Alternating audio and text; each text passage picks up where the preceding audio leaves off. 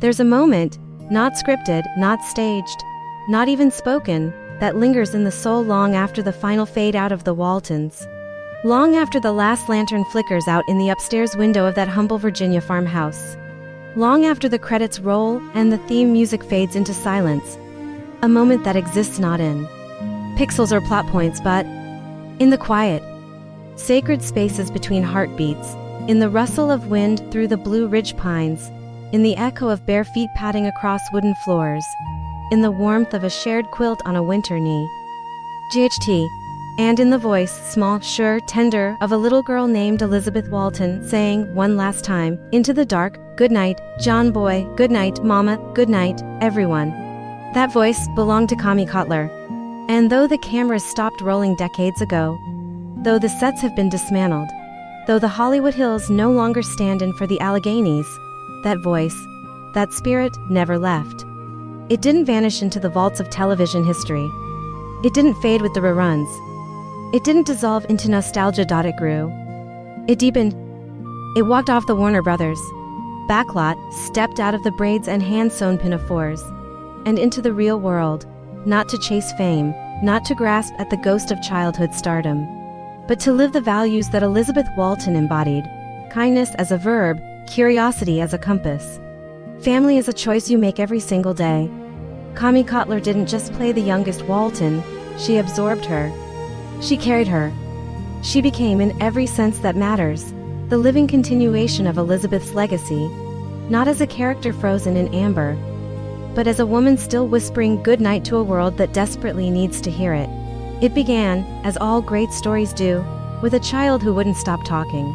A 6-year-old with wild red hair and a mouth that moved faster than her feet, posing for photos at a studio in Orange County because her grandmother wanted portraits, and catching the eye of a photographer who turned to her mother and said, "This one could do commercials." What followed wasn't ambition, it was insistence. Little Kami, relentless in her curiosity, badgered her working-class parents until they sent her picture to an agent. Auditions followed. A failed Gunsmoke where she forgot how to cough, a peanut butter commercial she refused to do because she hated the taste. But none of it felt like work. The audition was the gig, she'd say later. It was fun. I felt cool. Important. I could read the sides all by myself.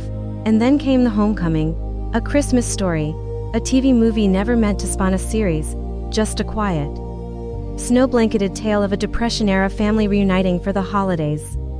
Kami, cast as Elizabeth, had no training, no coaching, no concept of method or motivation. She simply showed up, small for her age, wide-eyed, instinctively truthful, and became Elizabeth. Not because she was directed to, but because she was her. Fielder Cook, the film's director, called her his star, and when she asked her mother what that meant, the answer was gentle, grounding. "No, you're a little girl who's acting." That humility, that refusal to confuse the role with the soul, would define her entire journey. When CBS, stunned by the movie's emotional resonance, ordered a full series, Kami returned, now part of an ensemble that would become not just co-stars but kin. Michael learned to replace Patricia Neal as Olivia didn't just play her mother. She braided her hair between scenes, bought chairs for the kids. When the studio refused to provide them, radiated a calm, maternal strength that anchored the entire set. Ralph Waite, taking over as John Sr., carried Kami on his shoulders so she could see the mountain they'd built out of Hollywood plywood and California sunshine. David W. Harper, her TV brother Jim Bob, became her partner in crime, raiding pretend saloons on the Warner Brothers Western Street, turning Drusilla's Pond into a battlefield, laughing until their sides hurt. Mary McDonough, Erin, was her teenage idol. "I worshipped her," Kami confesses, and she followed her everywhere, soaking up her confidence, her grace. Even guest stars like Radames Pura, lonely on the set of Kung Fu, found refuge in their chaotic, joyful pack. "We were kids," Kami remembers. "We teased each other. We made each other cry. We got impatient. But we always had each other, and that, more than the scripts, more than the ratings, more than the Emmys, was the magic." Lorimar may have been a little embarrassed of them, cramming 3 girls into a single dressing room, denying them chairs, parking the adults while the children walked, but the cast created their own dignity. Their own warmth. Their own family code: be kind. Be present. Protect each other. Protect the story. And protect Elizabeth they did. Kami, even as a child, understood her character's soul, and pushed back when writers tried to betray it. When a script demanded Elizabeth give away her beloved doll to a poor child, no way, she told them. A kid her age would never do that. When they kept writing jokes about her not knowing where babies came from.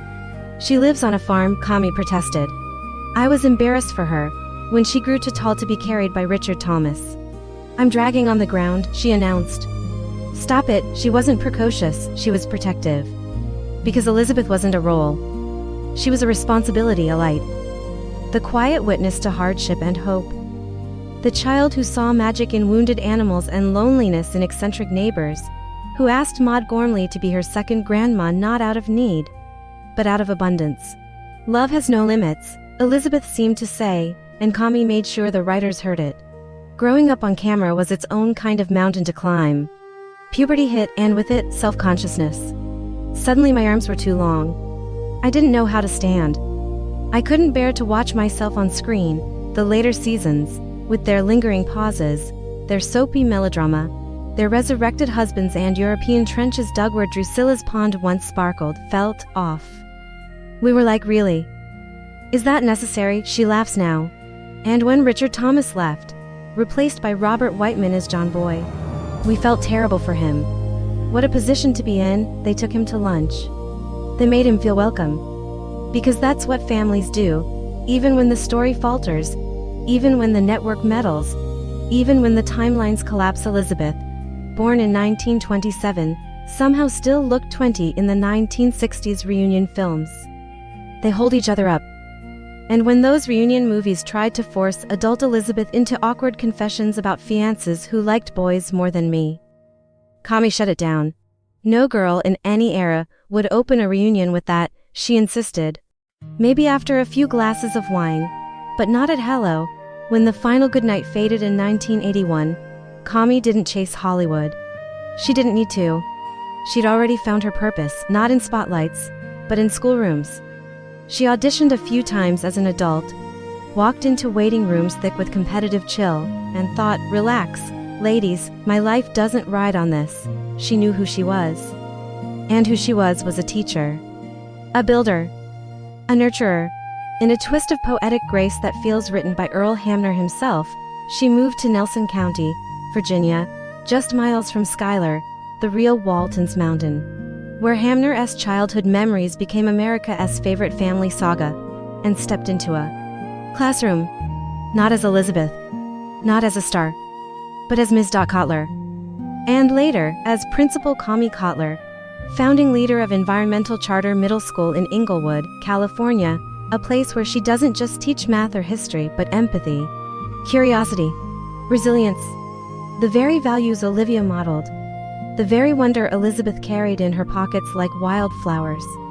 And when her TV family, her real family, surprised her by turning their 40th anniversary reunion into a fundraiser for her school, she didn't cry. She beamed. That's what families do, she said. Because they do. They show up. They lift you up. They turn nostalgia into action. They keep whispering goodnight, not as an ending but as a promise. Today, Kami shares her memories freely, on Facebook, in interviews, at reunions under the oaks of Wilgier's Theatricum Botanicum, where fans from across the globe gather to weep at the sound of Grandpa Zeeb's voice, to laugh at Eric Scott's auction jokes, to feel, just for a moment, like they're back home.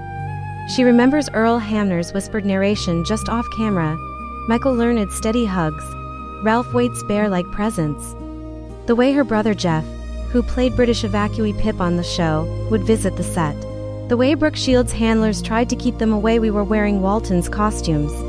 We weren't dangerous.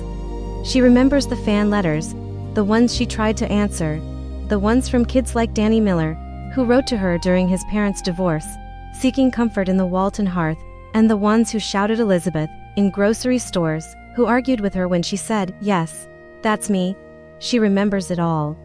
Not as a star recalling her glory days, but as a woman honoring her roots. Her family. Her mountain. So tonight, when the world feels fractured, when the noise is too loud, when the future feels uncertain, close your eyes. Let the cricket sing. Let the wind sigh through the pines. And listen, really listen, for that voice small sure tender. Still whispering, still guiding, still loving. Good night, Drew, good night, Daddy, good night, Mama, good night, everyone, she's still here. Still home. Still building lanterns in the dark. And if you listen closely, you'll hear her, not in reruns, but in classrooms. Not in scripts, but in students' laughter. Not in syndication, but in service. Connie Cotler didn't just play Elizabeth Walton, she became what Elizabeth believed in, and she's still saying goodnight to all of us.